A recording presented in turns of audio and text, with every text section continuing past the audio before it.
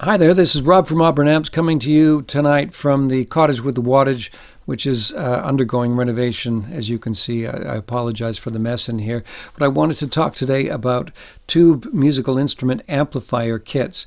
And because people seem to watch my low-budget videos, I thought I would ask you what your experience has been with amplifier kits. Have you ever built one? Have you ever thought about it? Have you ever costed it out and decided whether it was worthwhile for you or not?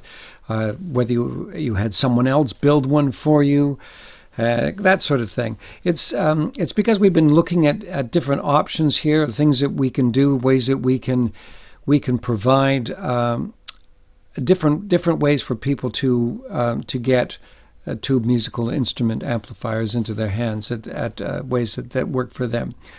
But when looking at the kits and looking at the reviews of people who have built the kits, it seems that it's hard to get into. You have to have the skills, you have to have some know-how before you dive in. It's not for beginners. So we've been trying to think of options that would be open to a wider range of musicians, but still give them the pleasure and potential cost savings of building a kit. When you price it out, they're really not that much cheaper than going other routes. And part of the reason for that is that because they require so much work and there's so many things that can go wrong, that the people who provide these kits have to allow a certain amount in the price to cover support. Whether you use it or not, that cost is built into the cost of the kit.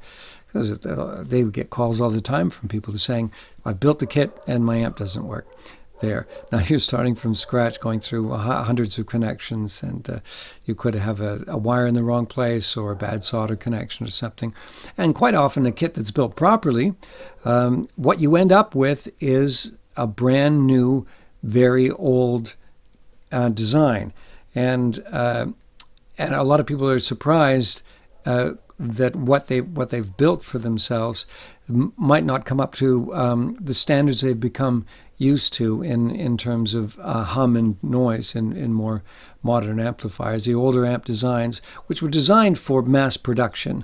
So there's a question there as to whether it's worthwhile to build one example of what was a mass-produced amplifier. But because they were designed for mass production and simple, fast assembly by people who didn't necessarily know electronics, there are simplifications, let's say, design simplifications that have been done to aid the manufacturing process. And those simplifications sometimes come with costs in terms of hum and noise. And if you're building a one-off for yourself, you might want to do things in a way that avoids those problems.